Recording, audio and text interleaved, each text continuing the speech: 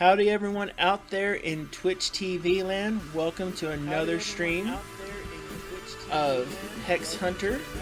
And I have a wonderful friend with me today. He is an absolute awesome guy. I love working with him. I have Function with me here today.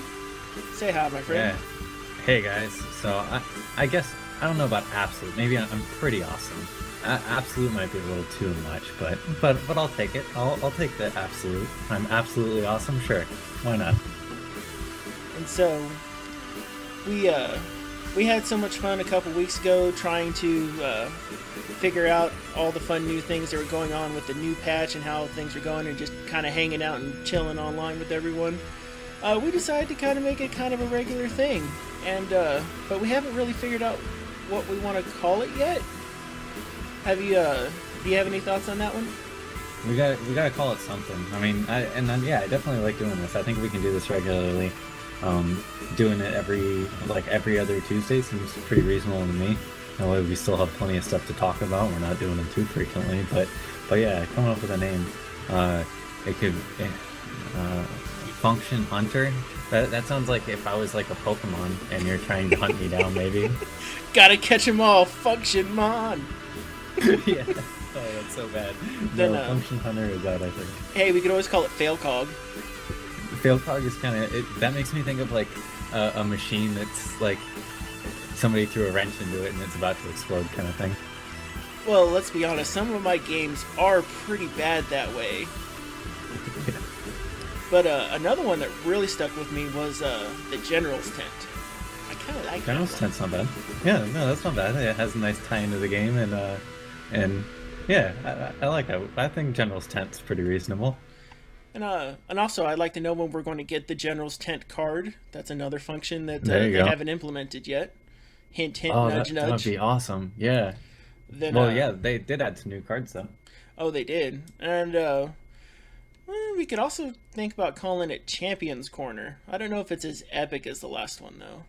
No, General's Tent all the way. That works really well, I think. Well, so we are going to tentatively call this the General's Tent. Now, I've never done real podcasts before. You know, we both started doing videos, but I have like no radio background. The whole casting thing is very new, and I've been trolling everyone else's casts, but I've not really done too many myself. I don't know if I could be responsible for a show. I don't know. I did a punk rock radio music podcast not too well. Actually, it was a while ago. It was when I was a lot younger, but that was fun, and it's been a long time, and I've been wanting to do something like that again. So this will work out very nicely, I think. Oh, nice. See, at least one of us has some experience in like being able to do things like pacing and routines, and maybe even eventually bits. I can do research, but well, execution. That's always where I need my work. Well, I am a total slacker though. Like that's the hard part. Like I have all the ideas, but actually putting them down on paper is a completely different story. Now I tell you, oh goodness, it was a month ago. We're a month into alpha, I guess, aren't we? Yeah, actually we are. We're a month into alpha, and when alpha was first being released, we had Gueron from Clan Blackbait as his guild, right? Yep. We need to abduct him and get him back on. Yeah, me and Guer are always playing together on Hex, and I'm playing Hex against Hex. His screen name in there is Hex, which I won't say anything about that because, yeah. Anyways. Hey, well, it's not as bad as some of the other things that that people have been trying to name already. Well, I know. I like his name. I like that he is Hex. I don't know. If you could have anyone on here to accompany with us, who do you think would be good to have on?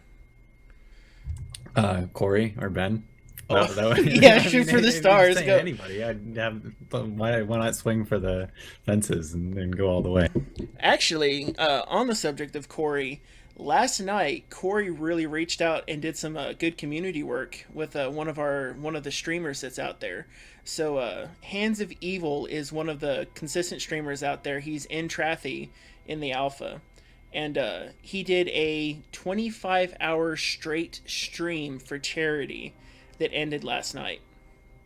Nice. And what did So in any case, what ended up happening was his original goal was to raise like $100, and he destroyed that in like the first hour and a half. Wow. And yeah, and so he kept raising it. So he raised it to 1,000, and then at about hour 12, they broke through the 1,000 mark.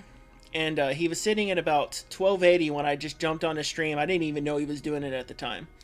And he's like, hey, hey, we're doing this, hey, we're doing this. So I'm like, all right, well, I'm like, well, I'm kind of in between paydays, and I kind of feel like a douche if I don't do something to help out, because this is really cool, checking out his webpage and everything. And I'm like, all right, so they've got, looked it up, it's all legit. I'm like, all right, this is cool. What can I do? I'm like, I can tweet. Yeah, Yeah. what's a good millennial who can't freaking tweet out what's going on that's awesome? There Well, you what ended up happening is Corey Jones, like within 2 minutes, retweeted it out to all of his 2,000 people, and then it got a couple other retweets around, and not 10 minutes after that, they're able to bust through their $1,500 goal Wow. before the end of the stream. That's crazy. And the last donor was anonymous. So all of us, everyone in the channel that was watching, and a few people on our Twitter were like, maybe Corey was the last one who donated the last $150. Maybe it was. And I'm like, Corey's, a really generous guy. Maybe what he really did is he just nudged one of his buddies, like, hey, it's a tax write-off. Go ahead and help Yeah. out. And then not 10 minutes after they finished their goal, a non-anonymous tweet comes in from Corey Jones himself, to help out with the drive. Nice. Nice. And so I think the total amount that they were able to raise was over $1,600 to go to a local kids charity in his area. That's pretty incredible. Like that's awesome that he did that. Like I was thinking I saw that they were doing that streaming thing for charity and they were trying to get some people to join in, but I was stuck working the entire day and just had a long weekend, but I might try to jump in that at some point. Like that was really cool. I mean, if I was trying to do it, I think I would have said something like that too. Like, oh, if I get $100, I'll be surprised. But that's incredible that people jumped in, and that's pretty awesome. And I started watching Hands of Evils. We're going to call them Evils? Nah, we'll call him Hans. I started watching Hans stream just a couple days before. Got on there. He was great interacting in chat. He was playing some good games. It was absolutely great to watch, and I recommend his channel. And it's just get in there and just, pop back on him like, who's streaming on Hex right now? I like trolling people's channels. And Yeah. he was on there, and he was just like, oh, this is cool. Tweet, tweet, tweet, tweet, tweet, tweet, tweet. So, I mean, just for the streaming, showing people off Hex, really building that community that whole time, and then raising money, helping out a bunch of kids. We can't get much better community than that.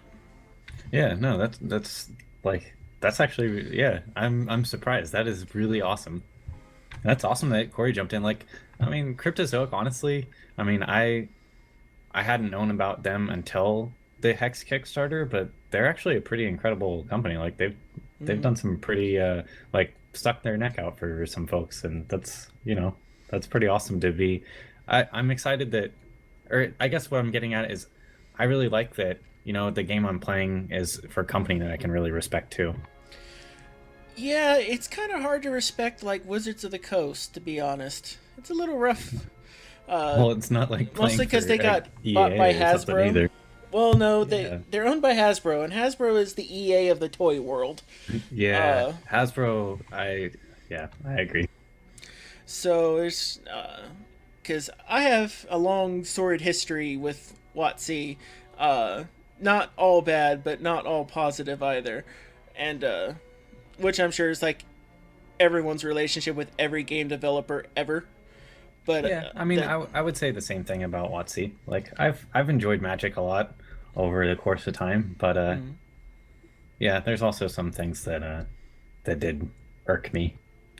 yeah, and now we could always, every single one of us, and probably to a high degree, enjoy playing like armchair designer and like second guessing decisions and the like. But it's not even just those. Like, they're just every once in a while a policy comes down that's, I guess, for lack of a better term, kind of anti-consumer in some cases. My That's a good way experience to on put it. that was a lot of what was happening into the Pokemon game, because like when my first experience in card games was actually the Pokemon trading card game, and when WotC had that for the first few sets, it was fantastic. But then they hit the lull of some of the other sets, and it was just really hard to keep people in it at that point. So you had the wax and wane of the Pokemon IP. Sure. But WotC ended up losing part of that license, and it went out to other people. And that doesn't always sit well with your clientele base. All of a sudden, you're used to having a company that you could at least yell at over here stateside, and then when Japan rips its IP back, they're like, "Yeah, we don't like you no more." Just all the decisions and the stuff that can happen on that day-to-day basis. Well, I mean, we're kind of seeing some of that with the WoW TCG and Blizzard and all that kind of stuff too. Yeah. But I guess that's a whole different story. But yeah, I mean, when you're talking about IPs and whatnot, The now, not just on the IP standpoint of it, but one of the nice things I like that Cryptozoic is doing is that they understand us as players. They kind of took that look into their inner player child, so to speak, and I like that for Hex they're pulling and picking known concepts to introduce the game with a couple new curves, and one of my favorite curves is the gem system that they just recently implemented. Yeah, gems are definitely very, very cool. And I mean, I think they finally launched them into the game or into alpha like a day or two after you and I did our previous little joint venture. Oh yeah, having it on patch day is always a little interesting because you never know what you're going to get. And in fact, I think a couple weeks ago they did patches on Thursdays, and they finally started doing their patches on Tuesdays. That's if I remember correctly. Well, they're kind of just doing them when they have them ready, I think, at this point. Which is not bad because that gets them in a little faster. Yeah. But it's also nice to have that standard patch schedule. That'll make our work a lot easier, knowing when we have patches. Sure. But I remember when they first had the gems here, like one of the little updates that they snuck in is that it was a little difficult to tell what was a major gem and what was a minor gem. And And you could put major gems into minor socket cards. So you could have a minor, the sockets at the point I was testing them very thoroughly before I started operating along how the card itself reads. Well, you could have that major socket on the minor, and all of a sudden it was amazing, and you're like, well, this is the reason why we have minors and majors. Yeah, there's still a few bugs with the sockets. I mean, so that was one of them. I don't know if they fixed that yet. I haven't tested it in this patch yet. It was just launched today.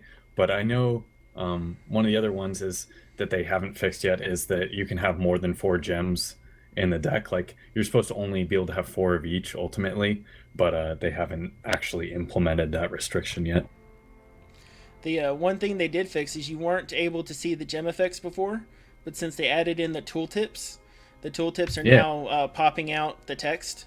So you may not be able to read the effect on the gem, but you can pop out that tooltip, and it may be a good idea for gem effects to, instead of having that text there, to take it from gem effect to maybe a gem threshold like they're showing, and just have the tooltip there. Otherwise, you'll want to go ahead and wrap the text, because you don't want to have when this troop enters play and then not be able to read it before scrolling over. It is kind of nice that like it has the text there and the tooltip works. So like the text is there kind of as like a shortcut, and then if you're you can kind of get a general idea of which one you're looking at, and then you can highlight it and you're like, oh, that's the one I wanted, kind of thing. And I definitely liked that they added the tooltips in, because there were a lot of stuff that wrapped or that was cut off by the window, but that's not really an issue anymore. Yeah, you had to socket and pray essentially. Yeah. They also added in more gems too, so like all 4 wilds are in now. We still only need 2 sapphire, but I've noticed that looks like there's a couple more in. And now, what's your favorite gem so far? My favorite gem so far? Yep. That's tough. Like, I just like the speed one. I think there's actually a lot of nice interactions there. I like the one. I think power level wise, though, the one where it comes into play and does damage to an opponent, like the blood. I think it's blood major. That Yep. one's pretty good. I like that one a lot as far as power level goes. But there's one gem missing that I'm definitely kind of interested to see some of the weird stuff go on with it. Mm-hmm. Is where it's a blood miner, and I think whenever a troop enters combat with another troop, all the opposing ones get -1/-1, which is definitely Ooh, kind of that's a like that's nice going to one. be, yeah, it's a little tricky. It'll be nice and limited, and like for draft and whatnot. Mm-hmm. And it's kind of tricky one to program, I would think, because there's actually some kind of Mm-hmm. weird interactions that'll crop up here and there from it. The oh, most definitely. Like the first thought is if you could get the power onto one of the walls. So you have like the wall of corpses. If you could find a way Sure. to get that interaction to work well, because that wall of corpses gets real big real quick Yeah. when you're playing with it, and just being able to block all of those can be well, that can get real persnickety real quick if played right. Yeah, but I definitely like the. I think it's the Blood Orb of Brutality when it enters play. It does a bunch of Yes. damage. Like actually, on some level, all the gems like are interesting at some point. Like there's some way you can make them work pretty well for you, and I like that. I think actually my favorite thing though that they did with the gems is that they changed all of them quite a bit or most of them Mm-hmm. quite a bit, and that Yes. they made all the major gems into cycles. So now like all the minor ones are when it enters play, and all the major ones are when it does damage to a champion. So I really like that they're kind of putting a couple cycles in there and kind of tying everything together a little bit more strongly. Like it just increases the flavor. It makes the game feel, I guess, just more like a TCG to me. Most definitely. And so I'm looking to see what you pointed out. So just kind of expand on that. It looks like for the minor gems, they're static effects. So like Rage 1 is a minor. Another good one is Life Drain is a minor. So Life Drain and Rage are fantastic mechanics, but they're static keywords. Speed, that's a minor. But the ones like when it enters into play, when it deals damage, conditional trigger Yeah, effects appear to be on the prime ones, as you were saying. Like Spell yeah. Shield. Spell Shield's a minor. Spell Shield is pretty rocking in some of the wild decks. It's a minor, but it's also one of the other things that they added was the double threshold requirement to some. So, Oh I yeah, mean, I think that that is does a change a very little bit, interesting way and because I like that they. one of the things I was thinking before they added the threshold requirements to their graphics was it looked like you could take a gem from wild and throw it into your pure blood deck, and the effect that you would get is like you're really crossing over that wild side, but by putting a threshold on there, it Yeah. forces more complexity into your dual shard and your three shard decks. Yeah, I think one final note I would make is like for the Sapphire one, they changed the flight one to a double threshold. And before, like we thought all the gems were probably going to be single threshold, at least like Mm-hmm. early, I'm talking like early Kickstarter when they just talked about gems for the first time. It was like this Mm-hmm. new big thing that they were doing. And the flight one seemed like it was just going to be a single threshold. And that was kind of my metric, at least for draft, is like when you were if you were thinking about picking a card and it had a socket, how good is it? Well, Mm-hmm. if you gave this troop flight, is it all of a sudden like an amazing bomb? And most of them actually became extremely powerful once you Mm-hmm. gave them flight. But now that it has a double threshold, that's not quite as realistic because you have to be basically splashing that troop into a sapphire deck. Because Yep. if it's double threshold, you might not have it by the time it matters. Yeah, the for a minor gem, the double threshold forces it to be like a Thunderbird. So your question is do you want to Yeah, run Ragebird or do you want to run your socket guy? But in a draft or in limited, well, you want to always have that option. yeah, it's a good comparison. But now my favorite gem though, you know, it's a prime gem because the prime gems are just generally amazing. It teeters between generating a rhinoceros, the prime wild orb of dominance. The two threshold, when this troop deals damage to a champion, create a rhinoceros and put it into play. Creating 3/3s with trample is just really, really nice. But my favorite so far, and it's because I'm in a big blood kick right now, is the Orb of Brutality from Blood. Yeah. Just because it just works so well with like the Inquisitor and how he plays and his being able to cycle. Yeah, I've been playing. I mean, on another side note, I've been playing a lot of Singleton lately on there. Of just like, it's at some point you're playing a bunch of like the regular decks, like Mm-hmm. everybody is on their streams and stuff, and you can only play the same deck so many times in such a limited card pool before it doesn't Mm-hmm. have as much interest. And so I was been playing some Singleton games with Guerre, and the Diamond Major double threshold one is Mm-hmm. when this troop deals damage to an opposing champion. Oh, true, true, Troops true, you true. control get permanent +1/+1. Oh Like that my one's pretty goodness, cool actually for Singleton. that's powerful, Yeah, actually. it's fun. It's definitely makes Singleton pretty interesting. Now, you remember the Shamed Gladiator, right? We were playing a Yep. couple games before we started, and he used that on me. It doesn't designate that it has to be an opposing champion. The damage to itself thing, or what? Which Yeah. one are you talking? So I kind of want to look up Shamed Gladiator now because if it has the ability to use a major socket, that's really really cool. Um, But I mean, it's a minor socket, so that's out of the question for now, at least. Who knows? Maybe we'll add more gems like in set 4, and all of a sudden you'll have some cool thing you can do there. the because our one of the things I liked about Shamed Gladiator is that he's another trigger for Zoltog when he comes in. Yeah, And the self triggers on Zoltog are just a great way to flood the board with orcs very, very yeah. easily. It's But if you cool. can Like get it's gem definitely a player. triggers, that's even cooler. Yeah. What's your so before we move on to the next subject, what's your favorite socketed troop? So not gem, but what's your favorite troop? Oh, my favorite troop. I don't want to choose Zentoth Inquisitor because the Inquisition is already too powerful. There's a diamond troop. Let me find him right quick so that everyone can see. He's down Protectorate here. defender.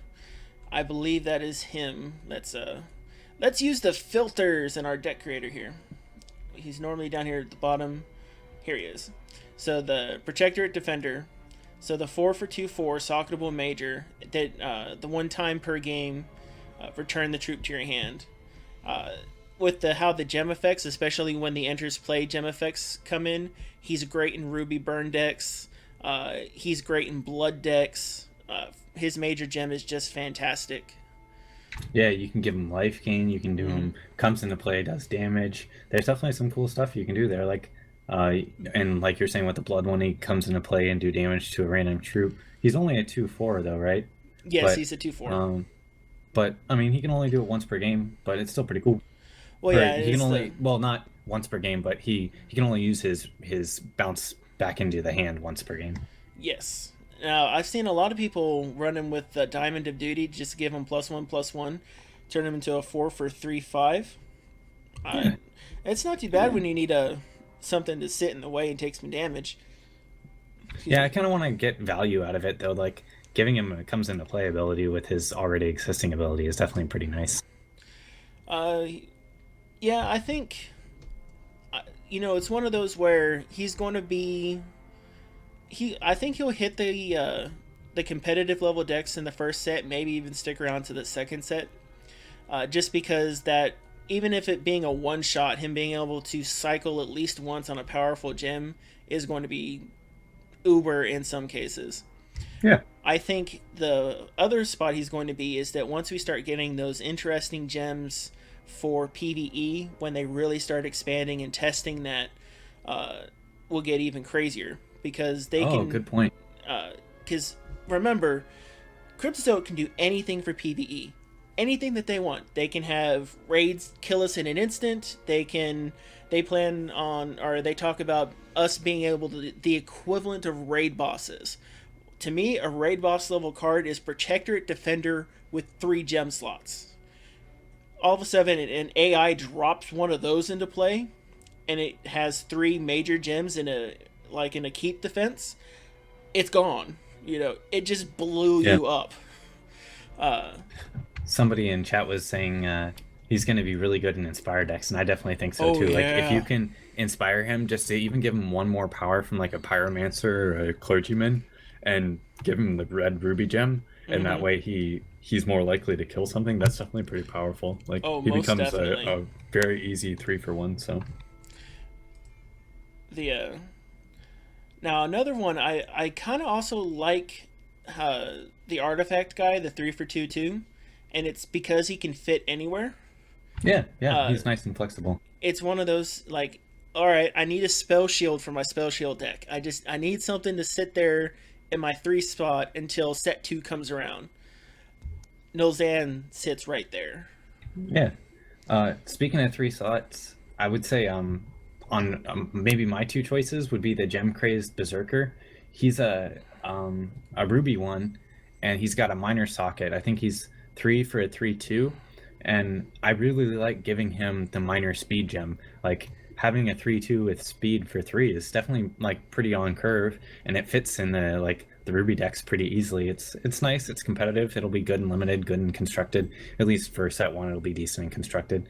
And yeah, that's the one right there. I definitely Mm-hmm. like him. And but what's kind of funny is that so he's a 3 for 3/2 with speed, basically. I mean, that's Yes. the one you're going to be given most of the time. Although you can also give him, in Ruby at least, this troop can't be blocked except by 2 or more troops. And I don't know if that one's in the game yet, but that one's pretty decent too.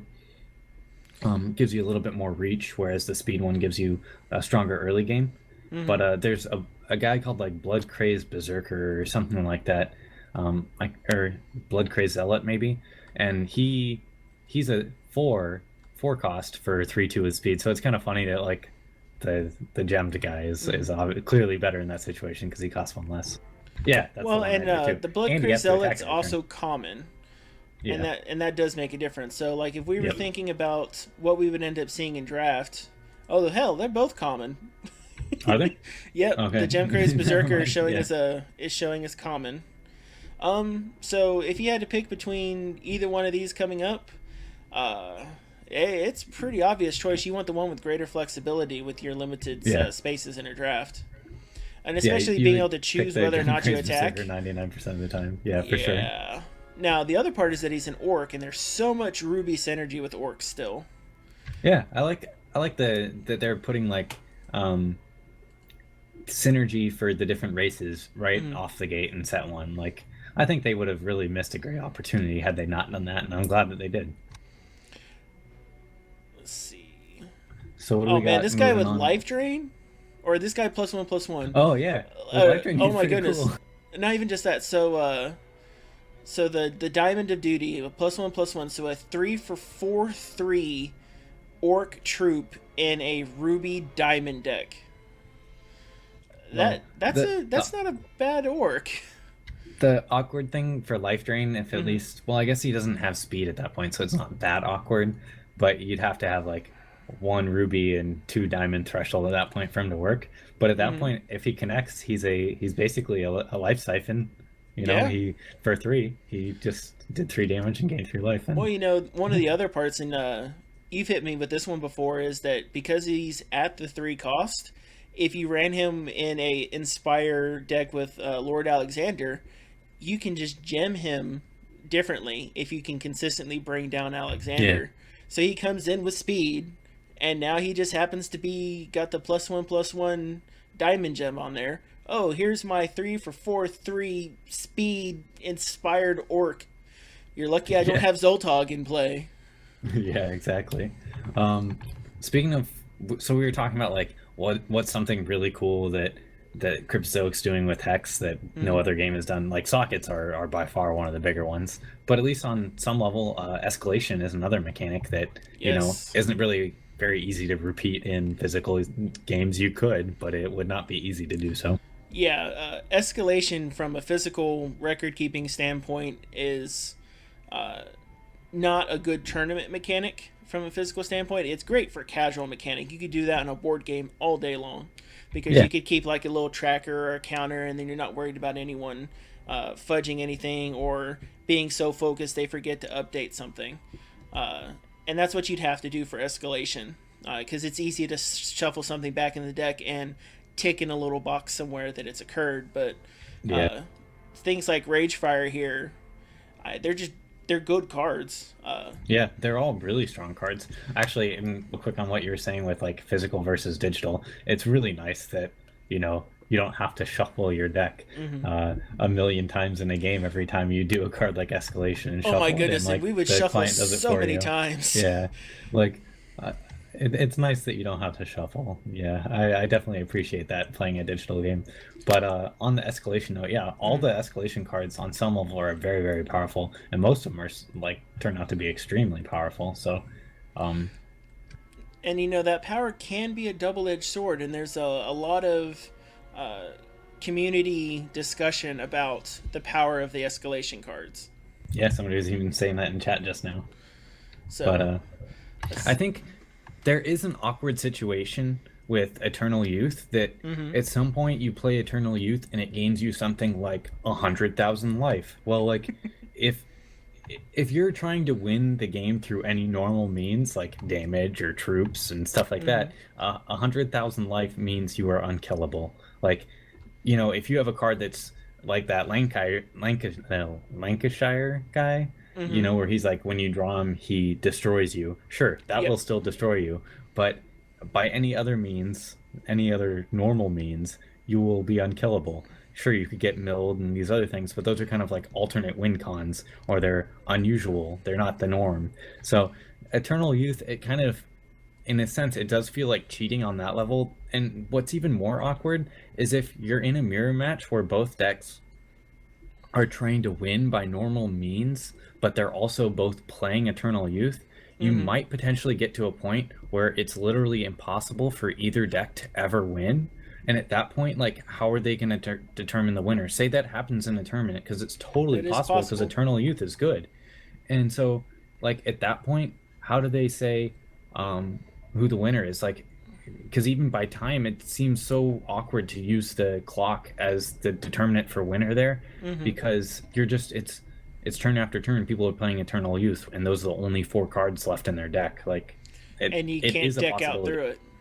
Yeah, So, and even then, like, you'd have to have mill specific. I mean, there's enough mill out there that you could argue that could be broken through, but then you'd have the sideboard, and you still wouldn't get past the eternal clock run outlet as you were describing. And I think Zonophore does have a point that some of these are going to need to be retooled a little yeah. bit. Like, does Eternal Youth really need to be 5? Would it be better as a 2 at 2 threshold for 3 and have it on a different curve? Uh, how Yeah, far does it get too close to the 40s and 50s where it's yeah, but I beyond mean, reason? even so, say you changed it to like two. Well, it would still, it would be way slower, and it would Mm-hmm. probably be nowhere near as playable, but you would still be able to get to that point somewhat easily. Like if you're playing Pact of Pain and Eternal Youth, you're gonna Mm-hmm. still be able to, sure, you have to cast it two more times, but you are still gonna be able to get Eternal Youth for 100,000 life and be kind of bonkers there. Yeah, the doubling effect can definitely be outrageous, but it's not just even it being a signature effect.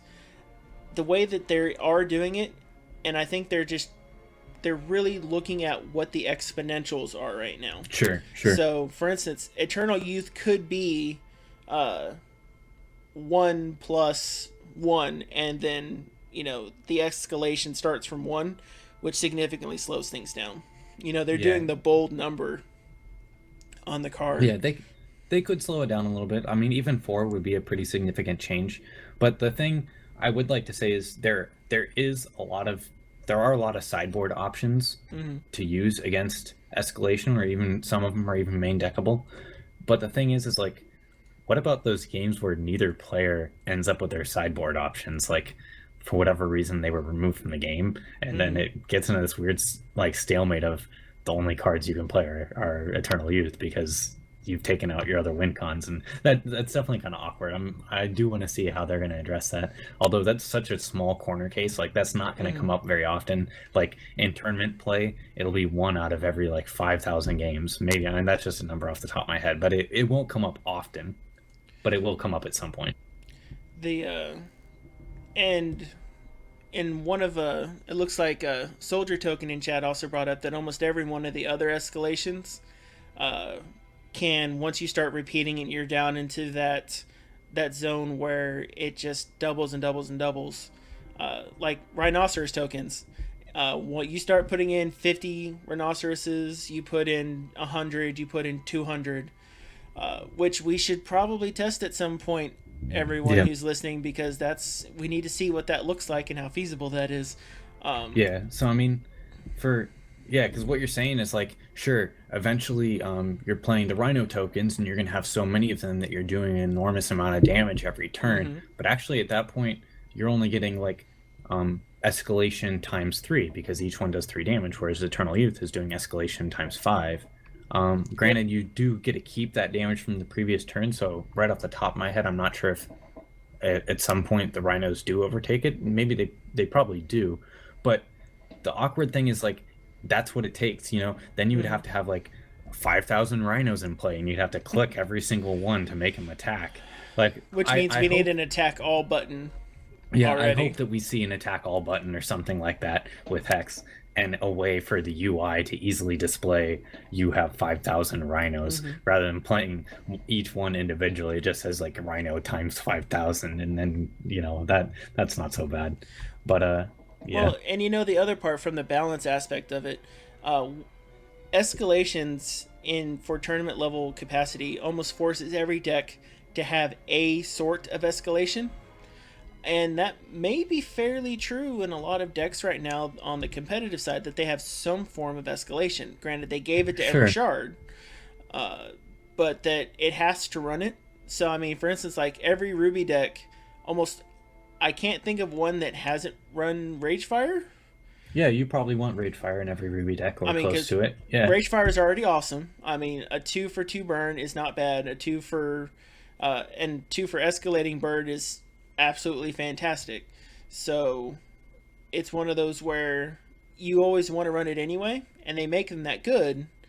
But then you have to ask the question: if every shard wants to have the mechanic escalation in every competitive deck, is that not a sign of imbalance? yeah. There's definitely like it. I hadn't really thought about it that way. That does every single deck want an escalation card? Like, so if you're playing Blood, do you want the Blood one? And if you're playing Sapphire, do you want the Sapphire one? Actually, in a lot of cases, that Sapphire one that mills people out, like that's one of the fastest win cons in the game because it doesn't Yep. take that many times to play it before it just mills all the cards in their deck. Granted, it's not a guaranteed win con. If they're playing escalation cards of their own, they can kind of work around it a little bit, but not all that much. But there's a couple of cards like Ancestors Chosen and Sliver of the Immortal Spear that if you have one in play, you can't really get milled out, unless like your opponent forces you to draw on their turn, kind of thing. Well, There's still some and stuff. just one part of that is I believe it's the on a standard game, and I'm sitting here doing math, so I apologize if I am just flat out looking down. So the fourth play of Chronic Madness nets out 45 cards by the fourth play of it. Total. So if your opening hand is one resource and all four of your Chronic Madnesses, they're dead by turn 4 in most cases. Yeah, I mean, yeah, Chronic Madness is pretty good. It's actually, I mean, Guerre and I have played against each other a lot, and it's strong. And he's really liking like the Demented Demolisher decks that are featuring Chronic Madness. And I haven't really been sold on playing Sapphire in them yet. And maybe that's because we don't have cards like Adaptable Infusion Device and Shards of Fate in Alpha yet, where they're going to be able to fix your colors, and playing multiple colors can be way more feasible. But I definitely like the Demented Demolisher decks. And those decks do kind of highlight, if escalation is determined to be a problem, they're part of the reason why, I would say. I don't think it's a dramatic, huge problem where they're like, well, we just can't do escalation as a mechanic. But there's definitely some sideboard options, like having the Omen of Oblivion card, which might still get changed. It's not in alpha yet, but that's like a great hate card. Milling their escalation card is very powerful. So there's still options. And I think one of the things they're thinking as the natural balance to escalation is that even though they do go back into the deck when you play them, they're expecting that the chances that you're going to pull them to be generally low consecutively. So there's sometimes that you get clumps of cards, and the randomizer is not always the best right now. I know they're still Yeah. working on that, but if you have a well distributed deck, ideally it's going to be several turns before you get to the next one. And Sure. any game that draws out so long, that escalation card is generally a game ender. And that's probably where they were thinking in that design was, okay, a game, a card that's cool the first time, a card that's super the second time, a card that gets game ending third time, and by the fourth time this card comes around, the game needs to be over. Yeah. And I mean, almost there's all of them are definitely designed that way. yeah. There's games where, and I mean, this will happen. I mean, if you play enough games of Magic or a WoW TCG, eventually you're gonna start with two of the same card in your opening hand, and starting with two Rage Fires and then drawing the third on like turn 5 usually means you just won the game because that third one is hitting for 8 damage, and hopefully if you're playing a Ruby deck, you've already been doing damage to them before then, so that's pretty powerful. But doing powerful things is okay, and I think actually with set one, the average power level of the cards compared to other TCGs is pretty high, which I like for limited. I'm really excited to play limited with what they have because in a lot of games they'll put subpar cards in the sets to balance for limited, and then other people will say, well, it's just to sell more packs, which maybe is true as well. But I do like having weak cards for the sake of draft. I think it does make draft more interesting. And so when set one is such a high power level, it's going to make draft kind of weird where it's like it's very bomb centric.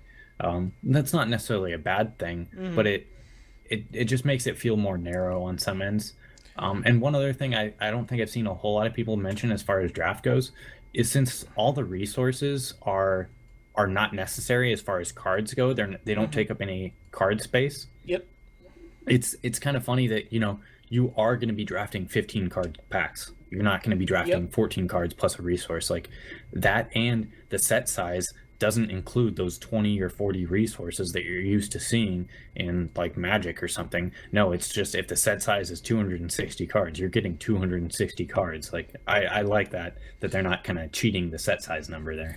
Well, that's true, because even if you take a look in Alpha right now, scrolling all the way down to the bottom, you take a look at what is a shard in the card pool. The shard is not part of the card pool. It is 0 of the set.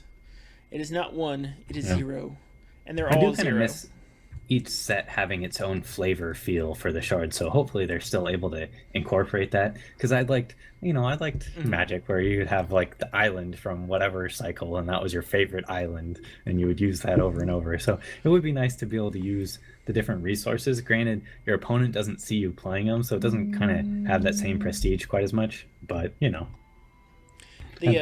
fine with that. Well, and something they can do along those lines is they can have new shards unlocked through PvE. They can have shard skins come out as well. Yeah, So, that's what I'm talking about.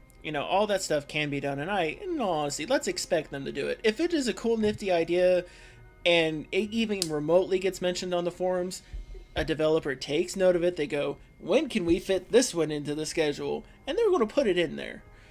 Yeah, shard skins. I hadn't really thought of it that way. I like that. Shard skins, sure. Well, I mean, because think about it. Or you can call them shard cuts. So, for instance, I eventually want the wild shard to have the leaf right side up. I don't want no upside down leaf shard. I want it right side up. And we're already getting the shards of fate. So that one's going to be cool. It's really going to mess with and tweak around how the resources themselves kind of get tuned, because you have to have at least one copy of the shard in your deck. So think about it like this: if it remains defined by what's in the deck still, if you already play and you run like one blood shard and you're trying to run a 3-shard deck, if you run that single blood and you just need for like 2 blood thresholds, you don't have your infusion device yet, and you draw the shards of fate, and you're thinking, oh, I can get my second blood. Well, not if it's not in your deck no more. Yeah, I wonder if they're gonna say, you mean in the deck list or in the deck? But Yeah. if they're saying in the deck, that definitely does make things a little bit more interesting, because I do like that hypothetically you only need Mm-hmm. one of the blood, so you could even have a sideboard where blood isn't in your deck normally, but you Yep. sideboard in one, and because you have 4 shards of fate in the main deck, that's all it takes to kind of do some really tricky sideboard stuff. Because I like Mm-hmm. doing tricky sideboard stuff. It's all that makes the game fun. Oh, most definitely. The and we do need shard fixing, and shard fixing like counter magic style cards is going to change the evolving metagame of the alpha. Oh, definitely. So I mean, because as soon as we get shard fixing, the 3-color mill deck is going to become possible, and I'm going to perfect that sucker until I decide whether it's really competitive or not. Yep. Because let's be honest, I want my inner conflict. I love my polymorph Dingler, but it's too slow. Uh, I'd rather inner conflict something in a heartbeat Yeah. because, and and it's only, if I remember correctly, it is only a 1 threshold, where polymorph Dingler is 2 threshold. Yeah. And It's also a lot more expensive too, the resources yes, and all that stuff. well because one of the things, and part of that's worth it because Dingler reverts it down to a 0/1 and completely transforms it. And I think Yeah. that transform is going to be really, really, really, really important, but not this set. Yeah. No, So, I agree. Like it's definitely pretty relevant on a lot of cards. I like that you're able to revert stuff and whatnot and all mhm. those kind of cool, interesting things. What was I gonna say? So I mean, we were talking about kind of like interesting mechanics. Definitely like reverting stuff and permanently altering stuff is cool. Like you were saying, the gems are cool. The escalation is definitely really interesting, and some of like the random cards that they're able to do, as well as some of like the math cards. So there's like Tectonic Break, which incorporates a level of Mhm. math that you're not normally able to incorporate into a physical card game, Mhm. because it would require you to get out a calculator for every single card on set. Yeah, Sorry there. And so but I think that's pretty cool. Um, but I was gonna say, why don't we move on to one of our next topics? yeah, so one of the other big things that's going on right now is that they're doing the streamer tournament, and I've been seeing a lot of videos from Errant Squire about his experience through the tournament so far. He just recently posted up his third match setup there. I think, Yeah. and if I remember correctly, it was an invitational, and they tried to focus primarily on streamers, so that we could really start building that first few steps of streamer community, and then also a little bit of the esports style community. Yeah, I've been wanting to stream myself. A couple of last be why I wasn't streaming yet, but I was having some internet Mm-hmm. issues, and I finally resolved them. So I think my connect will be stable enough that I can stream without getting disconnected, because that's like just the nail in the coffin for streaming, is if you get even Mm-hmm. a split second and disconnected, then there goes your stream. But I think I got that fixed. I might be able to, and I would have liked to join the tournament. It's fun. Mm-hmm. I wish they were already kind of little tournament things, but you can only implement things one at a time in alpha, so Well, yeah, and one they'll weekend at be a time done. too. Yeah, So I mean, because they made sure that they had their banned card list, which, in all honesty, I think they probably should have banned Dingler, because last I checked, he still uh, reverted everything on your opponent's side of the field. did he? Yeah, I didn't even look at Yeah. that. There's definitely some weird bugs going on. Like I've been kind of tracking a lot of them on the bug list and trying to work on that when I have time. It's tricky, but and it's fun and it's all right. I don't mind. Now, for those who we have watching, is Cryptozoic that's here, is that a player or is that actual Cryptozoic employee? Because I really want to challenge him. Oh, where are you? Oh, Oh are you yeah, looking on there? Oh, I'm in the play now, and I'm looking at him like it says Cryptozoic. It it's might be probably an just a employee. player. It's like, well, I don't think it's an employee. All the Cryptozoic people, as far as employees go, they have like CZE before oh their yeah, name. it's been a while since I've seen him on. I mean, I know it's not Wednesday yet, but I like to see a few more of them in the client from time to time. But so what else were we talking as far as other topics go? We were saying, so we were talking about the streamer tournament. It's definitely Mm-hmm. pretty interesting. I think it kind of hammers home that you know without counter magic being in the game yet, that Life Siphon is extremely, extremely strong. Like Life Siphon Yes. is very powerful right now. Oh yeah, and I love myself some life siphons too.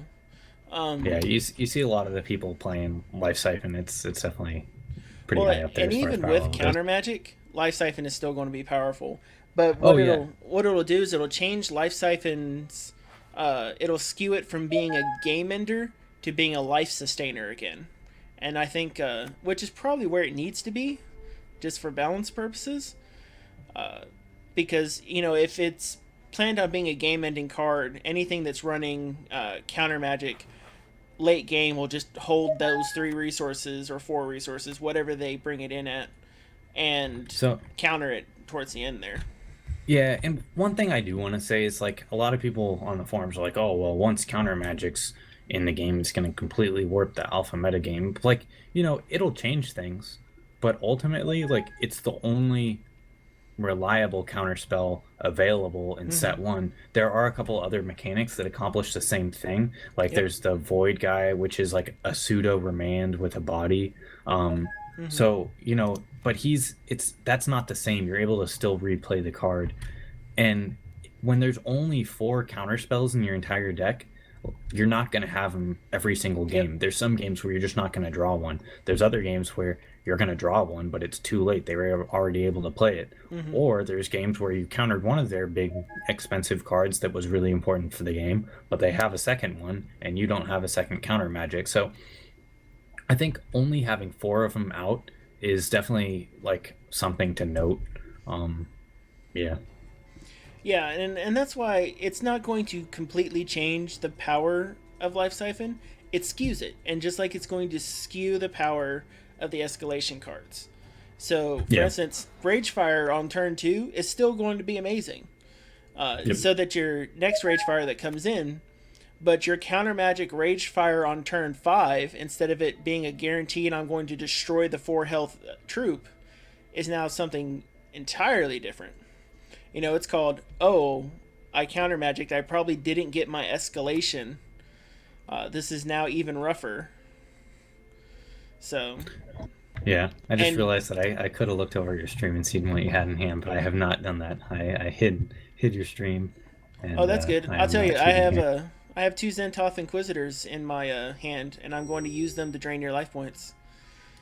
Yeah, but I mean, so Life Siphon's strong, but I guess what I'm getting at is counter magic. It'll be a good card, but Mm-hmm. it's not going to completely warp the metagame in some way that Life Siphon is no longer a good card in any sense. Yep. Like not every deck is going to be able to play counter magic. If you're playing mono Ruby, you are not going to be playing it. So I Yep. mean that's something. It's not the sky is falling type of situation that some people might make it out to be, and it's good. Like counter magic would be very good against it, but then there's also cards like Omen of Oblivion, which are going to be pretty strong against the same types of decks as well. Yep. But yeah, Now another fun part is that once we get adaptable infusion device, if they keep it the same, maybe your Ruby deck will suddenly start taking notice and playing Oracle Song. Maybe it'll start playing Chronic Madness. yeah. I mean, then at that point you can shift in as like a really nice tempo deck or Mm-hmm. whatnot like that. And I didn't realize you were playing that Worker Bot Champ until just now. I should have. That's kind of awkward. Definitely makes things a little weird for me, and I don't have the best draw here necessarily. So trying to The decide what to do. yeah the oh goodness, I don't need all those attacks coming in. Yeah, I was hoping that I would draw my factory so that I could get good play out of my worker bot, but Yeah, Factory's pretty good, but especially until now then he'll that jump. speaking of worker bots, it's nice that the champion powers you can use them more than once a turn now. That's Oh definitely a no, pretty big that's change gonna be as far so as the patches awesome! go. I can't Yeah. wait. So here, I had the patch notes right here. As far as patch notes Mm-hmm. go, the big news was so they fixed one of the things was more fixes to increase overall game stability. So that's like basically saying they fixed a lot of the priority stuff. They fixed a lot of the generic card bugs that were popping up, and slowly we'll discover those, and I can cross them off the bug list and whatnot. They more tooltips added to cards in the card manager, like you were saying, which is really nice. Added a new champion keep background art. I'm not entirely sure what that is. I'm sure it's somewhere in there, and I just haven't seen it yet. Usernames can no longer be used. Numbers or symbols. They're going to make a pass on all the kind of like illegal usernames and fix that here and there. It definitely, like, yours makes things awkward because you can't be whispered if you have a space in your name. Yeah. Now I will say, and for those who, I know some of the streamers and a lot of the alpha players probably already know. One of my buddies who got a hold of the alpha on the first round, they were the ones who ended up choosing this one, and it is just kind of advantageous that I also contribute to the Utopian Chaos site, as well as just as well as having the name. Man, with 2 resources in my hand and 2 Ruby Pyromancers and a Lord Alexander, I really wish I had Plan C this turn. It would have been just bananas, but yes, that would have been really you cool. Can't win every time. But yeah, that Inquisitor where it does damage to your opponent, you can just keep trading with him all day long. It's pretty ugly. Yeah. Now, the Inquisitor used to just add 1. Now it adds 2, so you can't just keep escalating it per turn. That does stagger it, which is awesome because it kind of needs to stagger. But it's still like totally a very powerful card. Oh yeah. So what else do we have? No doubts on that.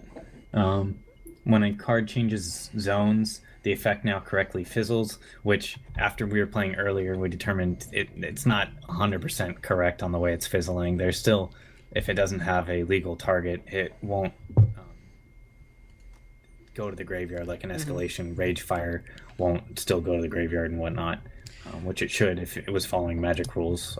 But I mean, and again, it's not entirely the same. So what it may be reliant on is that card has 2 functions to it. One was the target function, and then another was a reduce cost and then return to the deck function. No, so there's only one function. Well, yes, it's the function. But I'm not saying function with the K. I was making a bad joke. I get it. I run with bad jokes all day long. Like, if you could hear me at work, it would be soft chuckles of poor dry wit and then a pitiful scream as you realized it continues all day long. So what were the other patch notes? We were saying stuff is fizzling, or at least somewhat more correctly. And when we fixed a bug that caused Crash of Beats not to work, so that's almost like adding a new card to the game because Crash of Beats did absolutely nothing before. Now it does something. Oh yeah, Crash of Beats is going to be fun. And then what do we got? Champions can now use their abilities more than once a game again, which is good because like the Gozog guy where he does 1 damage and gains 1 life. If you can only do that once in a game, it's not particularly powerful. But hey, yeah. I thought about that guy just for a First Blood deck. Just think about it. He's the champion who always makes sure that you get First Blood. So if there were any First Blood achievements on double backs, he's the guy you want to use to mill those out.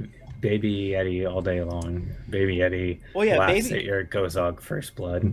Well, no, but you have to draw the Baby Eddie. So Gozog is, you go Baby Eddie Gozog, and you'll make sure that any of the cards in that deck that require a First Blood achievement get triggered. Okay. All right.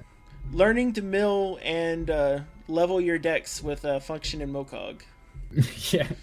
Yeah, First Blood all day. You got the First Blood on lockdown. There was also Zarlox the Broodlord, which was added, and he's got this kind of like weird, like tangential ability with it. When he does damage to the opponent, they mill some of their cards, and for every troop they mill, you create a spider spawn. So that kind of, that goes with the flavor of him being a Broodlord a little bit better than his previous iteration, which was he destroyed a card when he came in.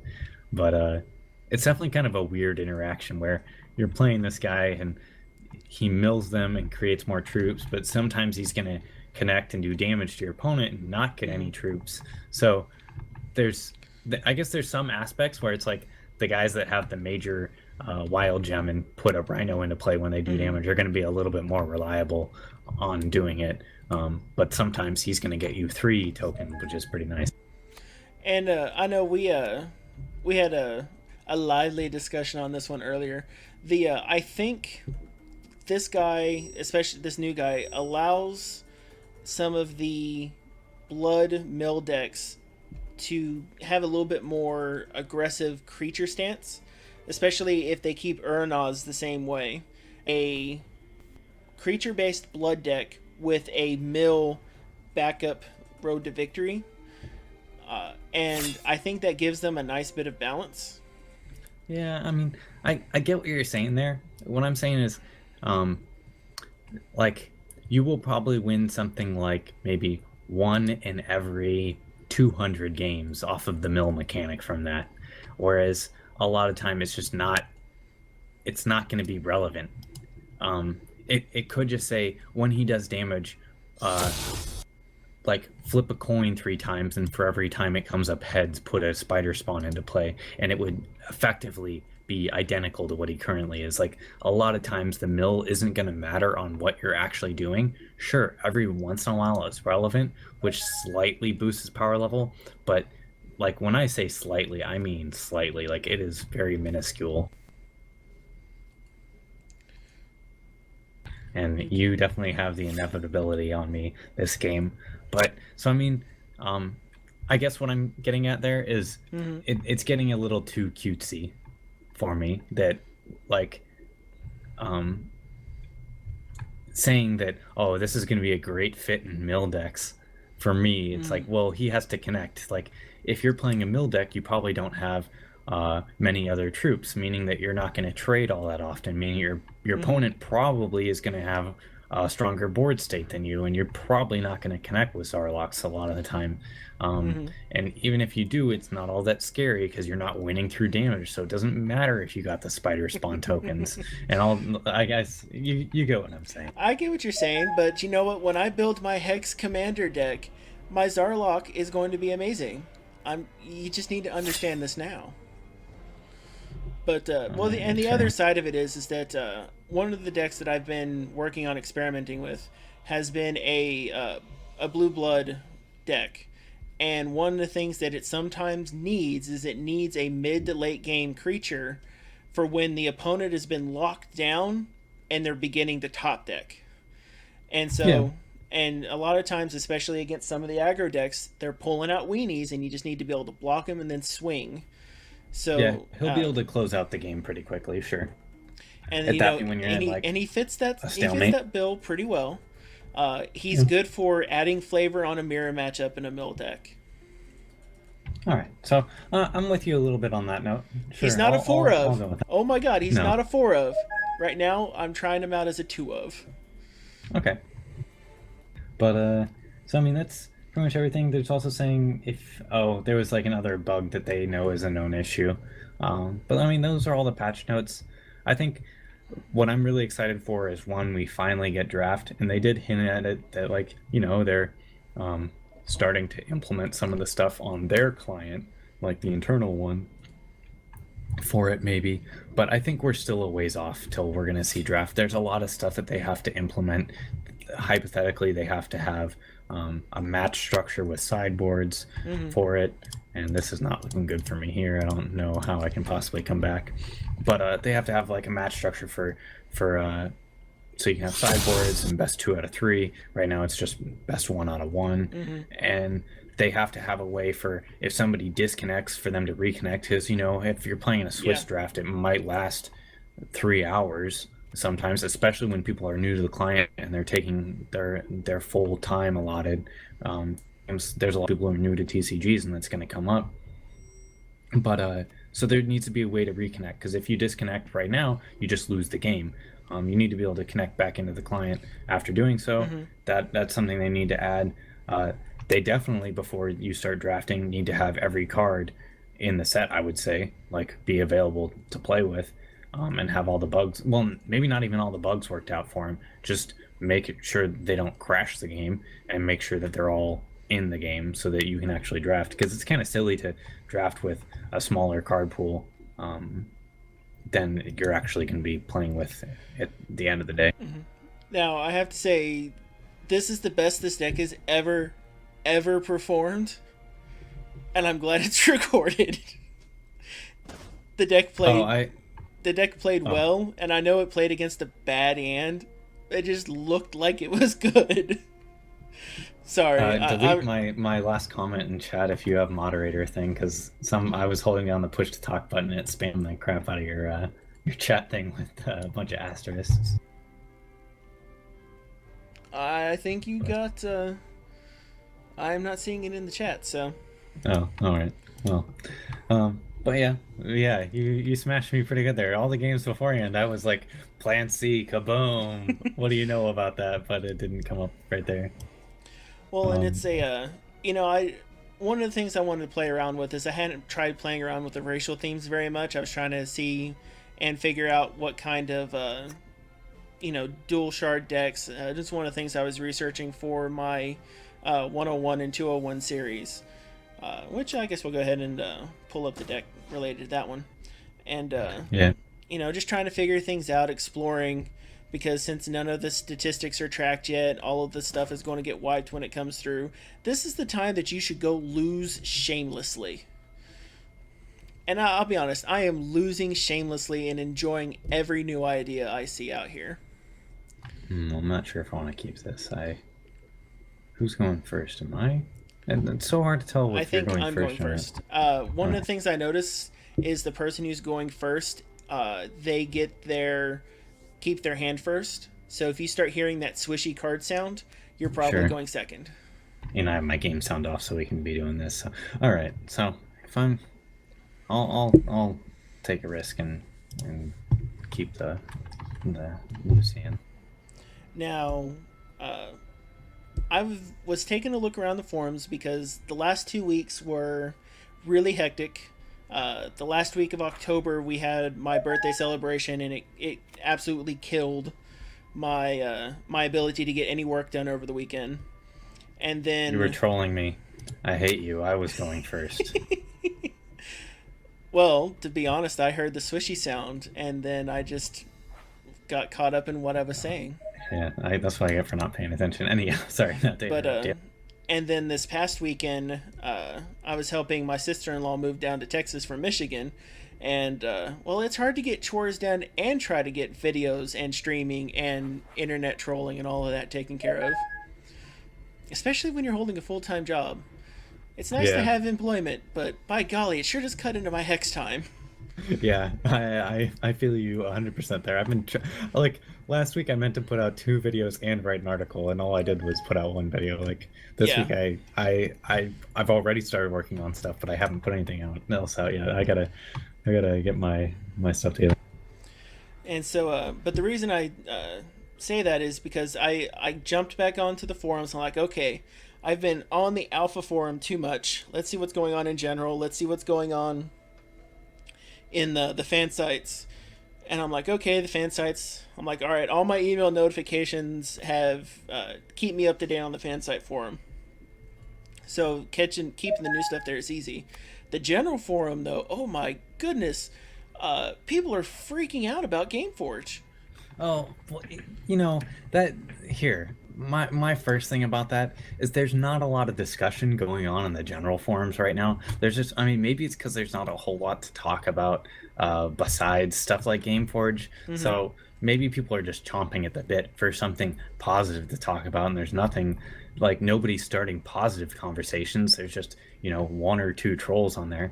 And so basically any post they make is going to dominate the forums because there's just not a lot of discussion going on there. I mean, if you look, there's maybe like 1 thread being started per day, which is really minuscule.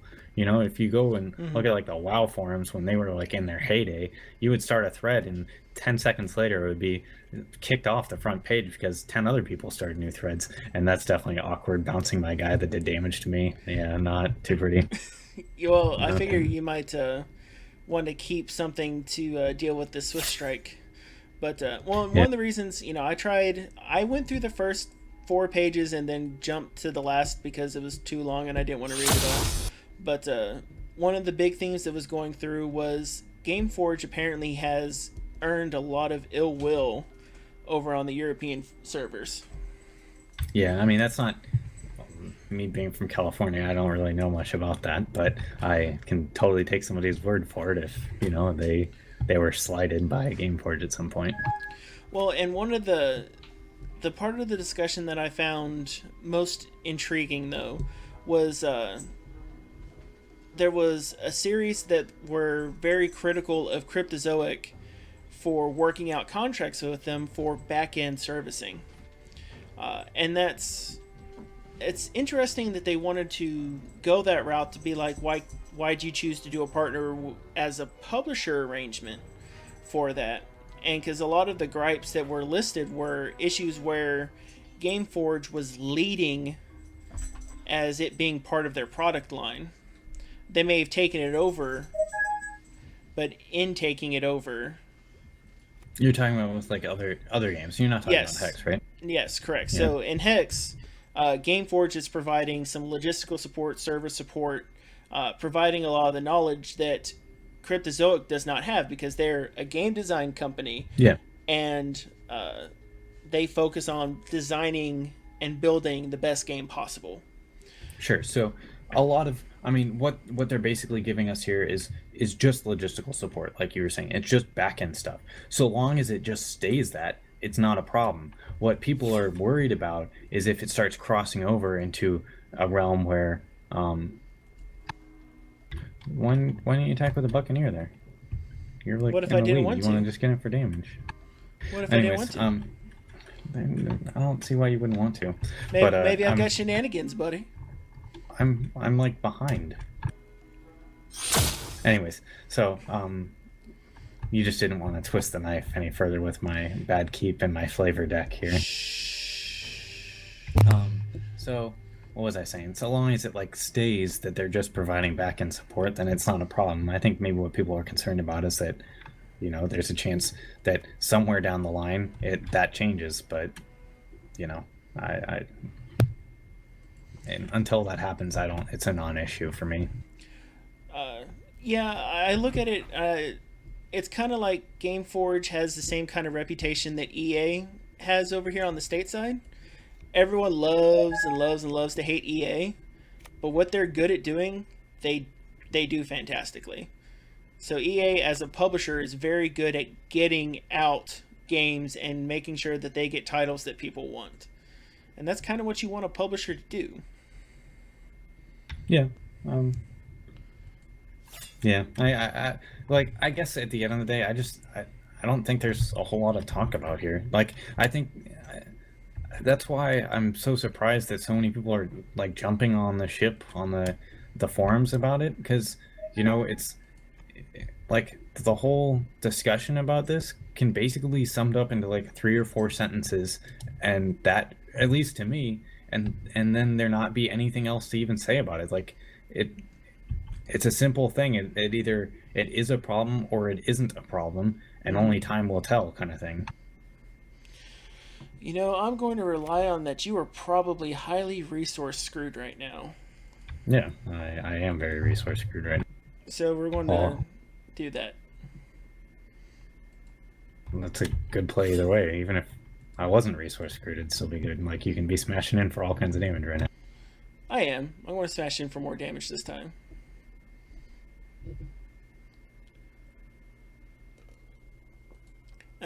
Now, one of the reasons that I did bring it up is that maybe it was just because it was the buzz topic of the time. It had, I think, tons of replies on there, large number of views. You know, it was the item that stuck out right there at the top. They're like, it appears people are paying attention to this thread. What's going on? Yeah. Hate. Yeah, but like, I think really the problem is there's not a whole lot of people driving interesting discussion on the forum. So, you know, it only seems like it's a buzzy topic because there's not a whole lot of else that people are talking about. You know, and I think we're going to have that for a little bit because we are almost all of the main forum goers and a lot of the active, positive forum guys are just absorbed into the alpha as we are.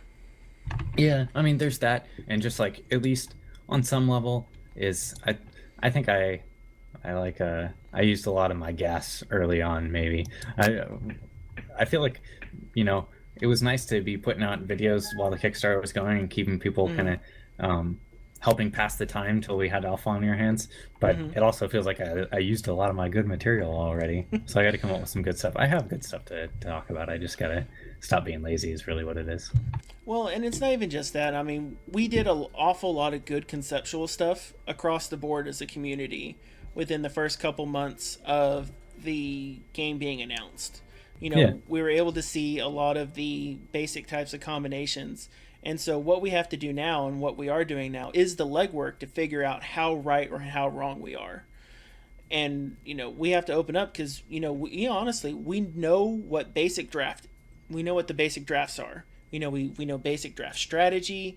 We know what should be a good pick, what shouldn't be a good pick. But we had incomplete cards at the time. We don't know exactly how the draft structure is working. And, and I did a lot of stuff on the economic side of it, what they just said they're going to do. And by goodness, if they change just a couple things here and there, the economics of the game will go crazy in a heartbeat.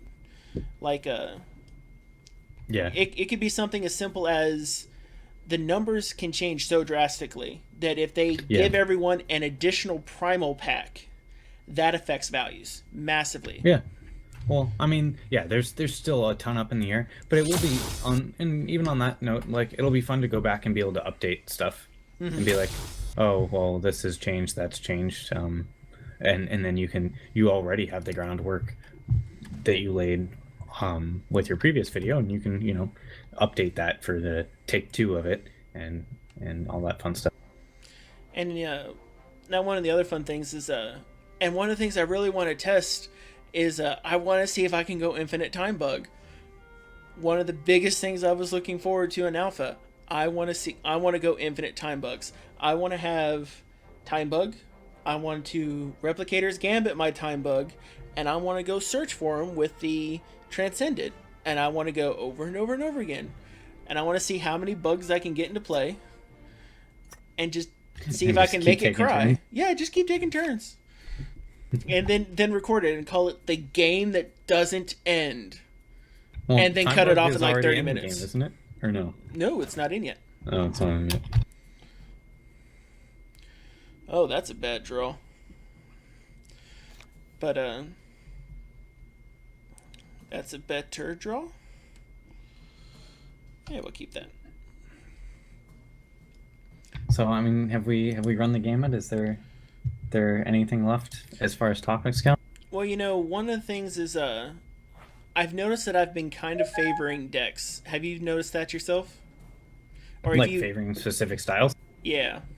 Yeah, I think like the last week, because I got bored at some point of just playing the same deck over and over in such a limited setting and without having like a full match structure and all that kind of stuff. I've over the last week I've started kind of building just wacky decks and having fun with that, like building singleton decks, making all the like 100 card decks where you can only have one of each card in them. And then like the deck I was just playing against you was a flavor deck, even though you wouldn't have known because I didn't play anything.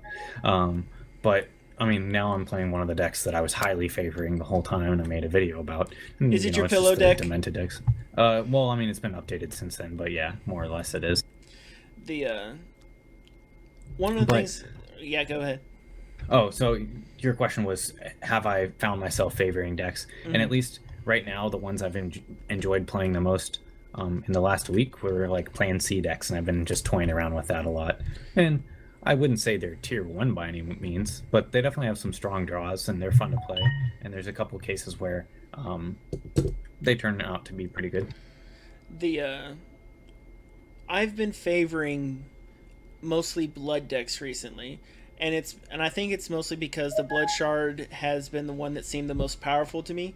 So I'm starting seeing what that realm begins with, and then trying to expand and then push it out to see how far it can go, and then test around. Because I'm and in most games, I'm one of those learners who has to learn by getting his head beat in a couple times, probably 20, 30 times. I guess that makes me a slow learner when it comes to actual games. Sure. And so I really favored a lot of the blood, and I've also been favoring Sapphire. So I'm trying to see where those can carry in the current card structure that's out there. Yeah, I mean, Blood's really strong right now. Siphon with like the current alpha meta or whatever you might want to Mm-hmm. call it. Siphon Life is just or Life Siphon, I think is what it's actually called, is just really strong. And so, I mean, Blood by default is going to be really strong, and Blood has a lot of good options. It has Demolisher, it has Pact of Pain if you want to go that route, Mm-hmm. or it has really aggressive cards like the Mountain God cards or Yep. the Claw and the Fang. I mean, those guys are good. And then it has Inquisitor, and I mean, with the gems being added in was definitely fun. That kind of Mm-hmm. shook things up a bit, and there's a bunch of different decks you can play now that revolve around the gems and whatnot. So, And one of the things, just because though I have not been streaming as much as some of the others, what I have seen is that there's been a migration. So at the start of, pardon me, everyone, at the start of the game, you had a lot of decks that tried running troops, but some of the troops were buggy. So many of the troops triggered the pass priority bug. You kind of saw this natural push into creatureless decks, and which isn't bad. I mean, creatureless decks can be absolutely fantastic by almost every stretch of the imagination. But what you ended up finding was that you had all of a sudden a Demolisher come in, and that's about the time that we started seeing the Demolisher and how well the pillow deck and the like worked. And then, but you had so many just no troop decks, and I'm yeah, like, I and then they started resolving their past priority bugs. The troops started coming and back. it went back. Yeah, no, definitely. And I think in like the fist decks are all really strong. Like it's a card that's hard to deal with. So in like the little vacuum that we have, you have to be able to deal with it on some level. Yeah. Well, when you can drop a turn 3 fist to Brigadon, that's pretty good. Yeah, yep, that'll get there most of the time for sure. The and there's not much that deals with it turn 3. So there's Inner Conflict, which is a good turn 2 option. Then you've got Mesmerize after it's beat your head in at least Yeah, once. the thing I don't like about Mesmerize is it requires you to actually have gotten hit once, unless you were able to prevent the damage somehow. So, Or you and there's also you can use some of the cards to tap and then Mesmerize. But yeah, that's not stable enough yet. We don't have enough things that once you tap them, you get enough benefit from to really maximize some of the Coyote that do that. But when they come in, they're going to be amazing because there's some the Coyote that are there that do that. Some of them do it for free, some of them do it for one, yeah, and that's going to be really really cool. yeah. It'll be all right. Let's see. Looks like I'm gonna start getting hit here. I oh well, that chaos key changes things a little bit at least, but not too bad. Take my mighty Shinhair Sensei. He shall teach you the lessons of pain, Function. The lessons of pain. We're back to being 2020 for life again. 5 turns in. Yeah, I really like this deck, the Demented Demolisher decks and stuff. Just the thing that is a bummer about them is they're so slow. Like it just takes a while to get going and everything. Well, and that's one of the reasons I liked looking at Demolisher through the Sapphire lens is you get a little bit more early activity with Yeah, it. no, you definitely do. So that makes it a little bit more fun to play, but you're definitely more fragile when it comes to life. Like you have an incredibly strong long game. Like if you're able to stabilize, it's almost impossible to lose at that point. But even once you stabilized, it still takes sometimes like another 10 turns to win the game, which is Yep. pretty ridiculous. Like you're just playing it out to finally do it, and both players know where it's going to go. There's a chance you might lose, so the other player wants to keep playing, but you know, it definitely it does drag out a little bit at times. Oh, I probably should have just attacked with my dude there, You should have. especially because This guy's pretty big right now, though. yeah, especially because Repel I think costs 2. No, Repel's 4, but I mean, Okay. I wouldn't be playing Repel. At least as far as in limited, it's fine, but in constructed, it's very very slow. And it's kind of in the same category as Mesmerize, I would say, is like it's conditional removal, and so a lot of the time, it like it a lot of the time it's not going to accomplish what you want. Sometimes it's going to require you to to attack into a blocker and then Mm-hmm. remove their blocker, so you never actually got in for damage, and that's always kind of a bummer. Yeah, I've had it used as a combat trick on Probably me a shouldn't couple have done that. times. Yeah, that was a bad. Oh, well, that's not so bad. Oh, maybe it wasn't that bad. I just got the murder. Oh, yeah?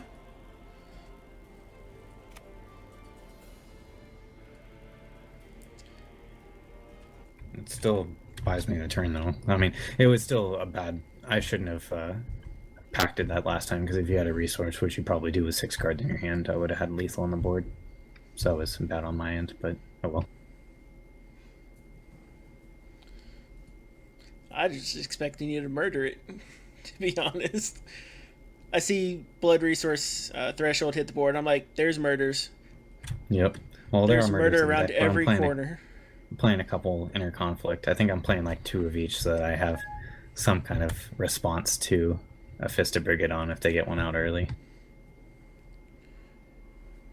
Oh yeah, I get another card out of That it. is kind of, yeah, you get another card out of it. So like time rippling your guy to save him is pretty decent value there. All right, this is not looking too pretty for me. You're not going to chaos key my stuff yet, though. I'm not worried about you yet. I probably ought to be, because you can start life siphoning here pretty hardcore in a little bit.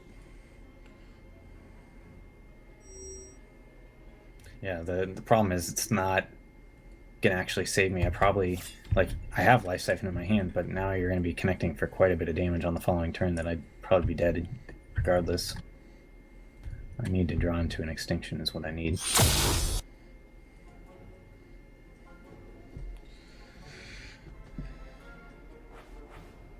Could be a huge jerk. Well, I don't want to. Alright.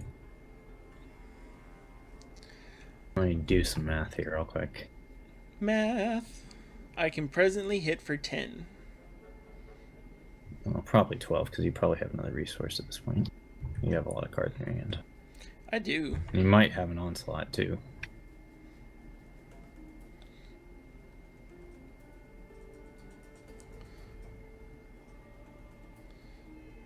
Well, I can afford to pack the pain at least once here. Well, no, because then I lose life, too. Yeah, I'll just siphon you. So many clicks.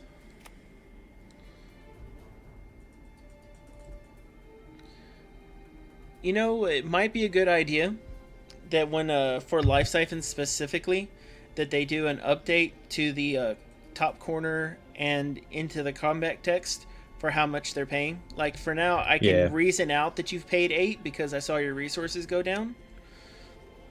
But well, to make it a little simpler, yeah. So it's not like Magic where you can tap your resources and not use them on MTGO or something. Like in this case, if you use your resources, you use your resources. So you know that I played it for 8, but it would be nice to make that a little bit more clear for sure. You know, and that's really a minor thing, but I think that's the kind of polish that I think we're all going to be looking for. Yeah, I mean, well, there's actually a lot that we need to see on that level. Like stuff like Living Totem, where they activate it and you can't tell what ability they actually used. You need to there needs to be basically like more description in that little sidebar that pops out and tells you what's going on. We do need to see a little bit more out of that, I think. And even at Gen Con, they were saying, yeah, that's something we're working on. It's just not a huge priority right now. Like, they're more concerned with getting the game working and letting us be able to play it than they are kind of somewhat more minor things like what you're talking about. And boom, I'm dead. Yeah, you got me pretty good here. Without an extinction, yeah, that extinction really was that extinction would have left me. Yeah. But yeah, I mean, I think well, why don't we wrap things up? We've been going here for a while. I think, is there any other topics that we haven't covered yet? Let's see. No, I think we talked about our favorite shard and everything like that. Well, let's see, and let's take a look. Now, let's see. Anyone over in our wonderful chat have anything they want to ask before we wrap things up? Let's interact, because I don't want to ignore everyone, because we got some great people in here. We got Infamous in here, Technopie's in here. Thanks for coming by. I like watching Technopie stream. He's really gone in there and done some great stuff on like getting in, seeing what some of the card art was really early on, really kind of deconstructing into the the early part of Alpha. Infamous is a great guy. He's linking to stuff on the streams, and I need to get his stuff linked up too. And then Antivil, or Anti-Evil. I can read. He wants to know what our favorite deck types are. Like I think mine right now, if I'm just looking at competitive, it's something playing Life Siphon, and probably something also playing Eternal Youth. Like Eternal Youth is just really powerful. Like I guess what I would say with Eternal Youth is it takes you out of reach for a lot of decks. And what's kind of funny is Life Siphon is an extremely powerful card right now. A lot of people are saying it's like one of the stronger cards in the current alpha meta. It's kind of funny that Life Siphon decks are generally weak against decks that are gaining life, so you kind of interact on both levels. Although a lot of the Life Siphon decks are now shifting to also playing creatures now that, you know, troops are working and they're not all buggy now, and also gems are in play, so they make troops a lot better having access to that. So I think, I mean, they're becoming a little bit more troop centric, which makes them not a little bit more resilient to life gain. But I like Eternal Youth. I like the Demented Demolisher, and I like the Life Siphon. So that's probably my deck. The my favorite right now is I like interacting with the deck. So, and because you're talking about interacting with the life pool, I like interacting with how you increase the deck, how you decrease the deck. So Pack Raptor, as well as Mill and Ancestors Chosen, I like how those are affecting, and also like how the escalation cards affect, because you're playing differences in your math game. In a standard Magic deck that doesn't cycle things into the deck very often, you have a very set structure on how you're going to get your cards. You can easily and readily calculate out what's your percentage chance of getting something. So when you rise to the pro level, all of a sudden, if I can find a way to start putting a card you can't play or that hurts you into your deck, I'm really affecting your marginal chances. And to me, totally. That's just a great mind game. Yeah, I like I like what you're talking about there too, with like the Pack Raptor and the Ancestors Chosen and the Renlock. That is a cool deck. It might not be super strong right now, but it's fun to play. It's really fun to play, actually. And I have a hypothesis that Pack Raptor, even though he's a 1-for-1/1, he's a turn 1 card, and I swear he's a turn 6 card. Because you want to draw, and go Raptor. Be right back. I got work on. But and I'll go ahead and so Infamous asked us also if we were following the streamer tournament. I've been looking at what's been getting up on YouTube a little bit. I've not been able to get in and see the games themselves yet. But since almost every one of y'all keep your stuff and do highlights, I'm catching up finally. Alright, so Zomnivore asked, champ abilities that we're interested in playing once they all work. The ones I honestly love the card draw champions. Paying 2 life to get a card is fantastic, especially for 4, because you can hit 8 resources readily in the game. But versus the dwarf who for 6 draws a card but doesn't pay the life. It's very rare that you're going to hit the 12th resource to get his to go. But you know, the interplay between those I find interesting. Conflagrator is going to be amazing, and I'm kind of scared to play her, because every 3 resources an aggro deck can get to 9 resources, and it's going to be that's going to be mean to have every few turns to be able to drop a 3/1 with speed, even if it doesn't stay in play. And we'll ask this once Function gets back in, because I'm sure he's got an interesting one that he likes too. But so far my favorite is Kragnok, because he's consistent and you can get to those charges quickly. Plus blood is, with murder, you want to splash blood so easily. If you're splashing blood, you're splashing Kragnok too, in a lot of cases. Then, let's see. Alright, sorry about that. I had a work call. They had some emergency back there, so I had to I got take you. it real quick. But we'll field this Where one did you out to leave you. off? So Zomnivore asked us what champion abilities that we're interested in playing now that they all work, and I went off on Kragnok, as well as our dwarf. They can draw cards on the sixth charge.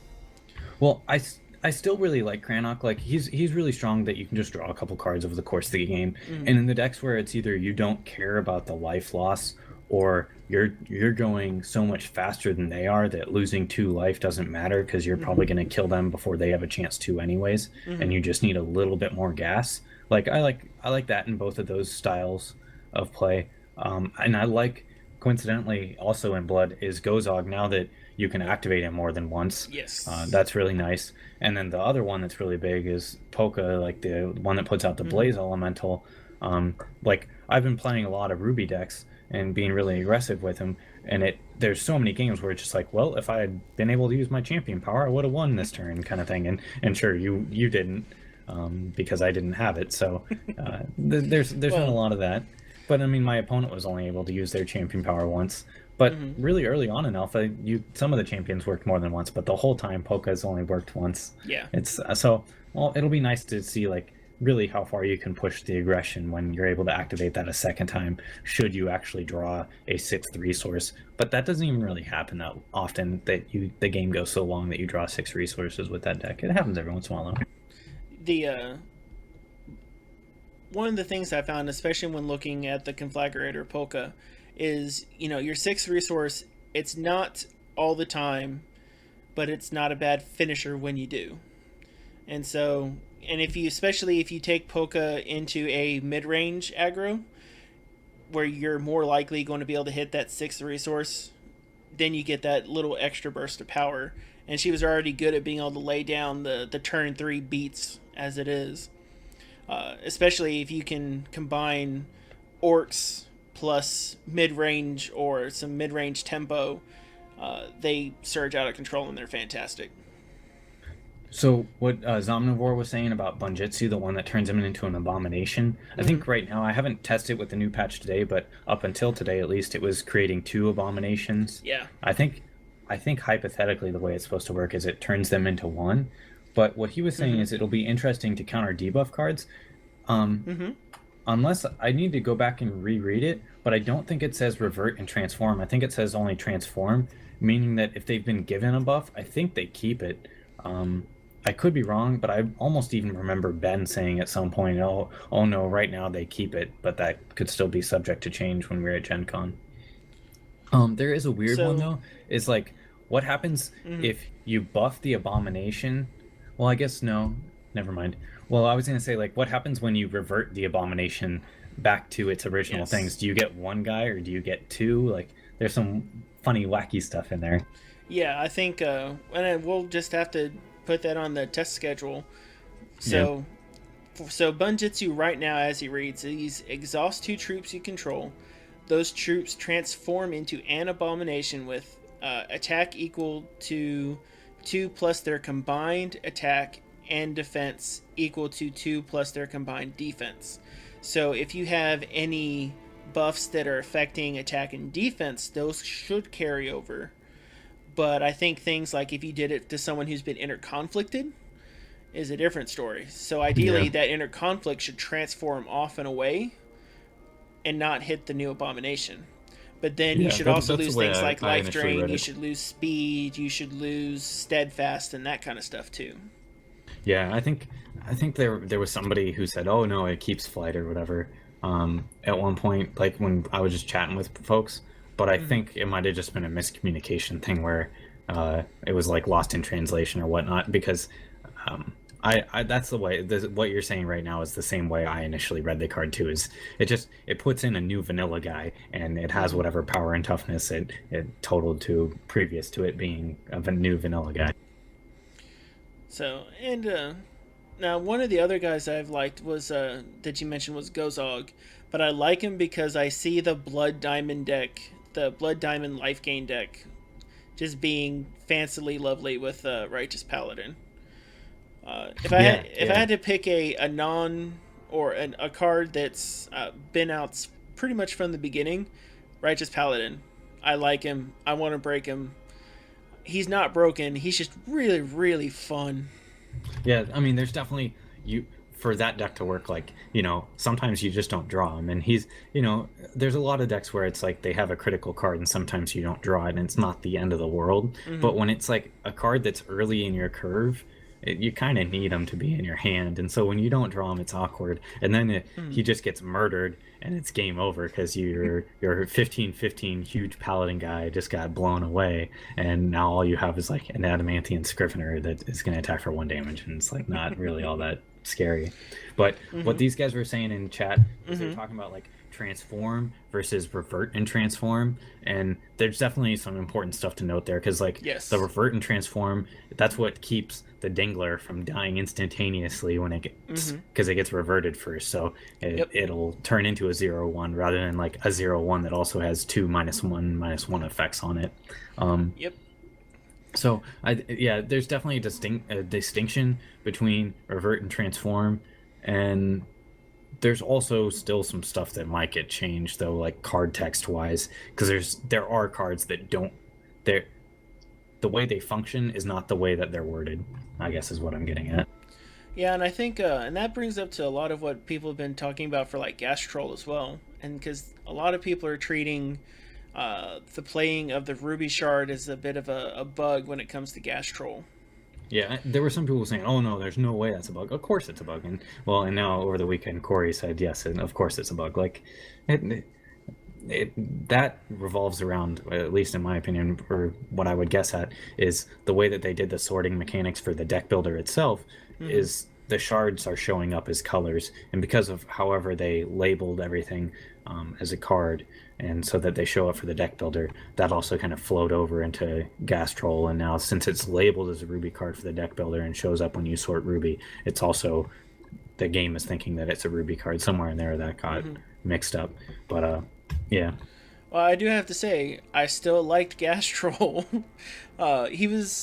He got really aggressive for the Ruby Wild decks, working the way he worked with the Shard. He was still handleable though. So, yeah, he'll once they fix him, he'll still be a decent card. He won't be crazy broken like he is right now, and I mean that's a good thing. Now, one of the things I noticed I need to retest him, but when Polka drops in her token, I noticed that he didn't trigger the last time I tried using him. Well, he shouldn't, because you're putting a troop into play. You're not casting a spell, and it's whenever you're casting a Ruby spell. Whenever you play is the way it's worded, yeah. So that one's fine. Were there any other questions? I think Neo was mentioning the streamer tournament. Did you already talk about that while I was on the phone? I did a little bit. Now, have you been able to keep up with it very much? I haven't been able to keep up with it the last couple of days because I've just been busy with all my stuff. But the very first day, I watched quite a few games, and I watched their stream with Shaggy and Soldak, like the post-game part. And who did I watch? I watched, I think, the Armies versus... who was he playing? I think there was Endormi, and I think they were having some connection issues with that one. But no, I think it's cool they're doing it. There were some people saying, "Oh, you're wasting your time because like the game's still buggy." But it gives something fun to do. Like, why are people being a party pooper? Like, if people want to organize a tournament and have fun with Hex, like, who's stopping them? They should be able to do whatever they want. And I think it's really cool that they're doing the tournament. I've been trying to follow some of the games and see what decks people brought to the table, and I do like that they're kind of doing it spread out over a series of days, so people they're not stuck in playing the same deck every single game, and that's kind of fun to see stuff shift a little bit here and there. And there's a fun, if you're trying to be really competitive about it, there's a fun game of, well, what deck do I expect them to play based on what deck did they previously play? Are they going to play the same deck? Are they going to play a new deck? And some head games in there. But I like it. It kind of reminds me in this. And you can always hit me for this bad sports metaphor that's coming, but it's a little bit like the equivalent of Hex football. You never know exactly how what's going to get fielded by the person, or in this case the team, but it's going to be interesting. So if you think of it like this, it's like, okay, you never know what changes they did to their playbook, and you don't know what they're going to bring, But if you watch enough of their stream, you know that each of us favor something. So, for instance, you favor Demolisher decks, and I love myself some Pack Raptors. So your first play against us is going to be like, well, I'm going to want something aggressive to make sure that I burn through Demolisher, and you come against me, you're going to want to run Extinction out the wazoo. But yeah, exactly. I think, yeah. Yeah, stuff, things. Things, yes, things are things. Of course, I do have to say that with Dwarven Turbine and Sliver of the Immortal Spear, I might be able to start burning through some of your 100,000 life for your Eternal Youth.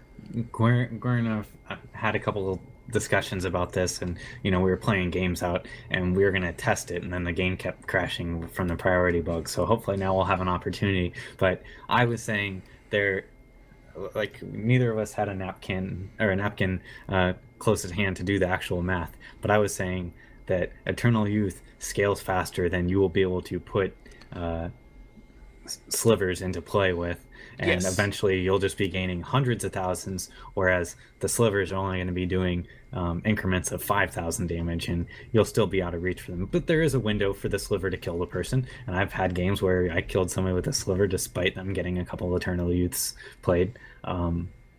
But yeah, it is kind of funny. There was one funny bug that we had come up is I was just playing with the life gain in Eternal Youth, and at one point, if you keep playing it, it displays your life total as 0. And Guer was saying that if you continue playing it past that, eventually it fixes your life total again to be whatever it should be. But for that 1 or 2 turns, it displays it as 0 for whatever reason. Oh, crazy! And so I was at something like maybe 573 million life, and he had Savage Raider in play. I was just seeing how high the life could go, and we weren't really playing. And then I played it again, and he attacked me the next turn. I died. I was like, no, that's not fair. You ruined my plan. And I can actually on which is going to be faster, Spear or Eternal Youth. Eternal Youth is going to follow the logarithmic function because it doubles. And that is going to greatly outpass the Spear because it's linear. It just starts at a higher base range. Yeah. So you can essentially eventually double your spears, but because you have to exhaust your spears, you can't double and hit for 5k at the same time. Exactly. So that choice forces you into a linear style of play, and that's the difference between them. So the real question is how quickly is that difference between 40 life and 5k? You've got several doublings. What's that time? Sure. So exactly. You summed it up with mathematical terms that weren't on the tip of my tongue much better than I was able to. And Infamous did some testing with Crash of Beasts earlier. Let's see what he's got going on here. So for Crash of Beasts, and just kept drawing and not attacking. Played no more last 4 cards, both decks. A known bug is that right now escalation cards, for whatever reason, are going to the bottom of the deck. They're not getting shuffled in. I'm not sure. Yeah, I'll tell you I what, guess that is happening 100% of the time. Yeah, it's my Wild Growths are shuffling in. They're not reducing their costs, but they're shuffling in. Yeah, I think it might just be an escalation related one, because the slivers of the Immortal Spear, those were getting shuffled in for sure, because I've slivered and then drawn 1, 2, or 3 turns later. Now, maybe, it could be a bug now, but maybe they're testing to see what that kind of effect is. Maybe that's what they want to do with escalation. It doubles, but it goes to the bottom. Yeah, that would be... They could change it that way, just change the rules of the card. I don't think they're testing in that sense. They could change that to be that, but I think really it's anything where it's wrong right now, the just automatic assumption is, oh, it's a bug, because there's so many things that aren't working as intended. Why not just assume that that's also something that's not working as intended, rather than assume that it's this special pet project of theirs? Oh, don't you be using Occam's razor on me. I get it, but you know what? I know Corey, and he can be sneaky. He can get stuff done. He thinks ahead of us. He could be hey, that would be an interesting way to test it, though. So they're going to notice. Let's see how quickly they notice, and we noticed within hours of the patch. Would escalation still be too powerful, well, if you're saying it's too powerful, would it still be if it only went to the bottom of your deck rather than shuffling? There's still tons of games where you draw the card multiple times, so I don't think it's all that bad. Well, because what it does is it pushes the margin down to repeated escalations beyond 4, down to the bottom of the deck to the now someone needs to win aspect. Yeah. But you know what? There is a card that would start getting played a lot more if they went that way, and it's Cosmic Totem. Because what's that one do? Void this artifact, shuffle target champion's graveyard into their deck. So if you go, if you play your 3 Rage Fire and then, shuffle, I have 3 Rage Fire, shuffle. Yeah.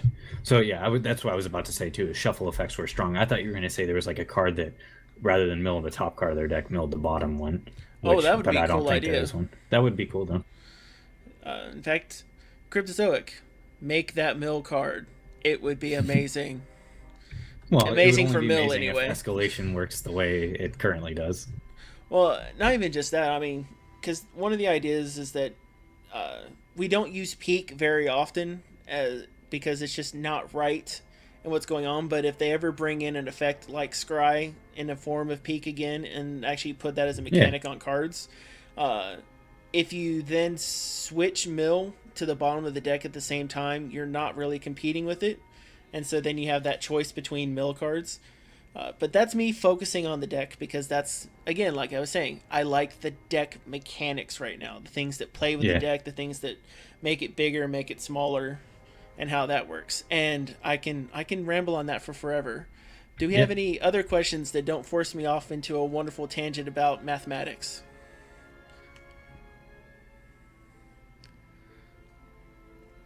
No, I think it seems like we got crickets there, so I think we're pretty decent. Chirp, chirp, chirp, chirp. All right, well, I want to thank everyone for coming out, hanging out with us for the past hour and a half? 2 hours, almost 2 hours? Yeah. It's hanging out with us for the past 2 hours. If there's something that y'all would like us to talk about for the next time around, go ahead and shoot us a message on the forums. You can get to me via Mokog. You can get the Function via Funktionfails on the forums.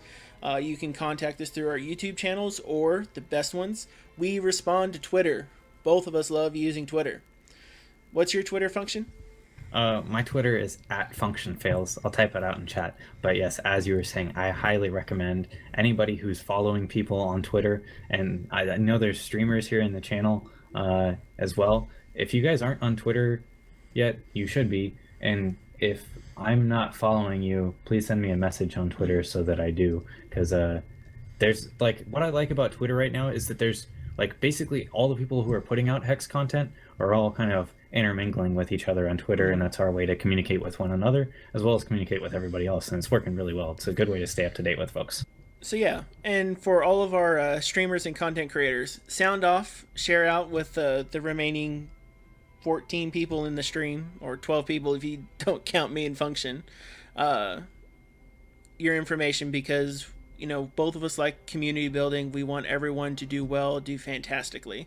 So share your info, make sure that you get out there. And until then, we're going to keep playing Alpha. We're going to keep testing new decks, looking for bugs, trying to make the game absolutely fantastic.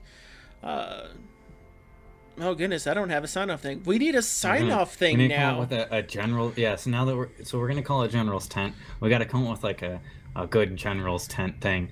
Maybe you can incorporate like the whatever the text of the card is, or let's see, sending down orders from the General's Tent. No, that doesn't work. I don't know. We'll have to come up with something good. But yeah, I like General's Tent is a good name for this, and we keep doing it every other Tuesday. Seems like a pretty good way to do things. Yeah, I like it. All right, we're going to rock it. It is now the General's Tent. It is the General Tent's Tuesday now. General Tent Tuesday. Yeah, there you go. The GTT, or is it the TGTT? I don't know. Acronyms are bad. It's the General's Tent. Hey, there we go. All right, this is Mokog and Function with the General's Tent. Y'all have, I want to steal from MSB. Y'all have good games and good times. Let's fail more Function. and put that in there. Anyways, thanks a lot, guys, for watching. This was fun.